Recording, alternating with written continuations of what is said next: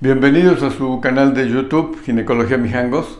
El día de hoy vamos a hablar de Papá Nicolau, la citología cérvico-vaginal. Ya hay un video que se llama así, toma de citología cérvico-vaginal, en donde explico dónde se toma, pero no explico otros detalles y por eso me pareció valioso en este momento realizar este video. Entonces vamos a empezar hablando de dónde debemos tomar el Papá Nicolau. Bueno, el Papá Nicolau, la citología cérvico-vaginal, una mujer que tiene vida reproductiva, es decir, que ya tiene actividad sexual, se lo debe realizar más o menos una vez por año en términos generales. Entonces vamos a empezar. Este es un esquema de los genitales inferiores de una mujer. Aquí se encuentra la vulva, labio mayor, vagina, fondo de saco vaginal, ectocervix y endocervix. Entonces digo que es un esquema porque aquí me parece importante resaltar uno, que aquí empieza la piel del labio mayor, que tiene características muy diferentes a las de la vagina, que es piel. Aquí empieza la mucosa de la vagina, mucosa del fondo de saco, la mucosa del ectocervix y llega hasta esto que es la unión escamocolumnar. Le llamamos así unión escamocolumnar porque es precisamente donde se une el epitelio escamoso de la vagina y ectocervix con el epitelio columnar del endocervix, que es un epitelio totalmente diferente. Entonces, este epitelio escamoso está sometido a diversas condiciones muy particulares que tienen que ver con la vagina, y este epitelio endocervical pues, es interno en términos generales. Está expuesto a otras condiciones, tanto de estímulo hormonal como de cuestiones ambientales. Ahora, esta unión escamocolumnar no es totalmente estática y permanente y fija. A esta unión escamocolumnar yo en este momento les diría que le llamaremos unión escamocolumnar original, porque es con la que nace la niña. Esta unión escamocolumnar en algunas mujeres, alrededor de la mitad de todas las mujeres, va a sufrir un proceso que se llama metaplasia escamosa. La metaplasia escamosa, como su nombre lo indica, es que el epitelio originalmente cilíndrico se va a transformar en epitelio escamoso. O sea, esta unión escamocolumnar, que de acá para acá era epitelio escamoso, ahora la metaplasia se va a desarrollar acá. Y entonces, la unión escamocolumnar nueva va a quedar en una porción interna en respecto a la original. Esta zona es una zona que nosotros le llamamos zona de transformación,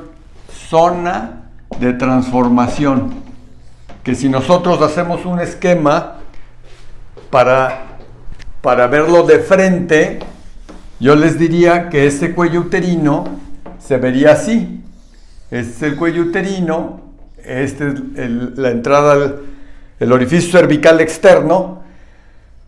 Aquí estaba la unión escamocolumnar original, esta, y el epitelio escamoso, les digo, penetra hacia lo que era antes el endocervix, aquí era epitelio cilíndrico, y ahora la unión escamocolumnar nueva va a quedar en este sitio. ¿Qué quiere decir? Pues que esta zona es la zona de transformación. Es la zona que histológica y citológicamente nosotros le llamamos metaplasia escamosa, pero que colposcópicamente, visualmente, le llamamos zona de transformación. Son prácticamente lo mismo.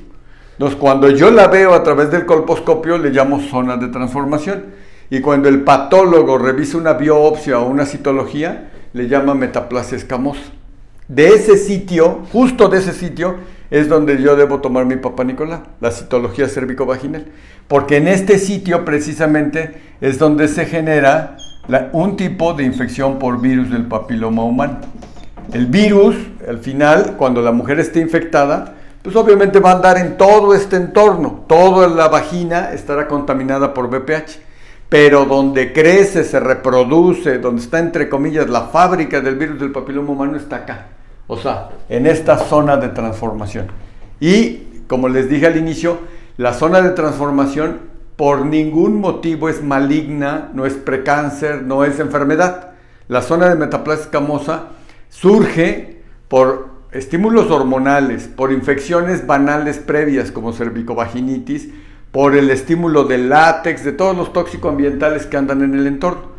Talco, desodorantes, látex, microorganismos, estímulo hormonal, y eso genera esta zona de transformación. Pero vuelvo a insistir, la zona de transformación es completamente normal. No hay un dato exacto, pero yo les diría que aproximadamente de 100 mujeres en edad reproductiva que tengan más de 30 años, probablemente un 50-60% tienen esta zona de transformación. Es muy diferente cuando hablamos de zona de transformación atípica. Esto, cuando hablamos de zona de transformación atípica, ya estamos hablando de una alta probabilidad de que exista infección por virus del papiloma humano. De hecho, así es como diagnosticamos colposcópicamente la zona de transformación y la infección por virus del papiloma humano, cuando es zona de transformación atípica. De hecho, esta zona de transformación no se puede ver a simple vista. Suponemos dónde está, y por eso la mayor parte de la gente que toma Papa Nicolaus sin guía colposcópica, pues lo hace pensando en que aquí está. Y sí, la inmensa mayoría de las veces van a acertar, aunque no la hayan visto. Entonces, este es lo que yo quería comentar en un inicio, y ahora vamos a hablar formalmente de la interpretación de la citología cervicovaginal. Es decir, lo que todo médico, particularmente estudiante de medicina o médico general, debe saber cuando recibe un reporte de una citología cervicovaginal, el reporte de un Papa Nicolau. ¿Qué va a encontrar? Pues en primer lugar va a encontrar pues, los datos de identificación del Papa Nicolau, en el que ya saben, estará obviamente el nombre de la paciente, su edad, la fecha de la toma, probablemente también la fecha de la interpretación, qué médico tomó la muestra y o a quién va dirigido, la edad de la paciente. Entonces son los datos de identificación. Luego vendrá la descripción microscópica. Esto yo les diría que la gran mayoría de los médicos pues, no lo lee. ¿Por qué? Pues porque es microscópica. Entonces ahí va a describir el patólogo lo que vio al microscopio. ¿Qué va a ver? Pues va a describir sobre un fondo de flora cocoide o cocobacilar. Identificamos células del epitelio escamoso, superficiales, basales, parabasales, intermedias, etc. Y probablemente después pueda describir el efecto citopático, que aquí el efecto citopático de la infección del virus del papiloma humano son los coilocitos. Entonces, esa es la descripción microscópica. Luego vendrá la calidad de la muestra. La calidad de la muestra, lo que nos va a decir el patólogo en este apartado, es qué tan bien tomada fue la muestra. Porque si no la tomaron bien, puede ser que el doctor diga que no encontró elementos del epitelio que sean identificables y que le sirvan para la interpretación. Entonces, habitualmente aquí van a poner calidad de la muestra satisfactoria. Se observaron elementos de la zona de transformación. ¿Qué quiere decir? Pues que el doctor identificó tanto células del epitelio escamoso como células del epitelio columnar. Luego vendrá la categorización del Papa Nicolau. Aquí empieza lo muy importante. En la categorización del Papa Nicolau, como al final en la interpretación diagnóstica, va a venir el resultado del Papa Nicolau, lo que a nosotros nos interesa. Y eso yo se los podría hoy describir o separar en dos, nada más. Que son, nos va a decir que tiene una infección por virus del papiloma humano y luego le pondrá el apellido, dirá lesión intraepitelial de bajo grado o incluso lesión intraepitelial de alto grado. Esa es una probabilidad. Y la otra es que aquí nos diga negativo a malignidad. Negativo a malignidad. ¿Qué quiere decir esto? Que no tiene cáncer ni lesiones precursoras malignas. Entonces, por eso es valioso el Papa Nicolau, porque cuando yo tomo el Papa Nicolau y recibo el reporte, solo puedo encontrar dos problemas: o infección por virus del papiloma humano, con cualquiera de sus dos variantes, o negativo a malignidad, que quiere decir que está normal y que no debo hacer nada, debo repetir el Papá Nicolau al año siguiente. Ahora, obviamente, si hay una tercera posibilidad de reporte, y aquí es pues que ya nos pongan que tiene no solo la infección, sino que aparte ya tiene un cáncer cervicouterino, que puede ser que nos digan que es microinvasor o invasor, pero de 100 Papá Nicolaos, ni siquiera 1 o 2% afortunadamente tienen ese reporte. La mayoría vamos a encontrar esto. Esta clasificación es la nueva clasificación, la clasificación de Bethesda, bueno, nueva de hace 30 años, y en la lesión intraepitelial de bajo grado y de alto grado, pues hay una diferencia fundamental. Esta, la de bajo grado, es la que antes nosotros le llamábamos NIC1 o displasia leve, y la lesión de alto grado es la NIC2, NIC3, o sea, la displasia moderada y severa, o incluso el cáncer cervicouterino in situ.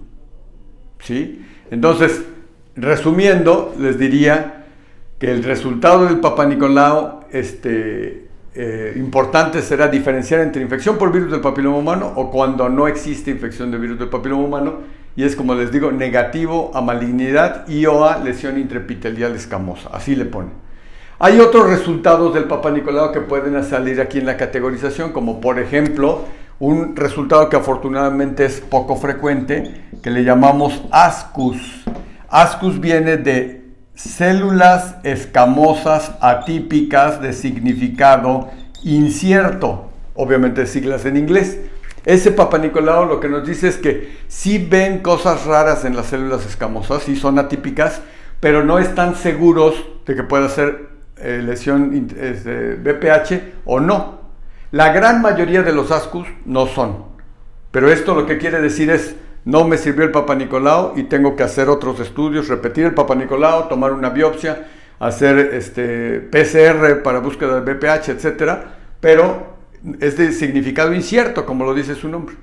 Pero esto es muy poco común. Y les decía, no nos gusta recibirlo porque obviamente no nos gusta quedarnos en la incertidumbre de que pueda tener. Y hay otros, pero este es, vuelvo a repetir, el más común.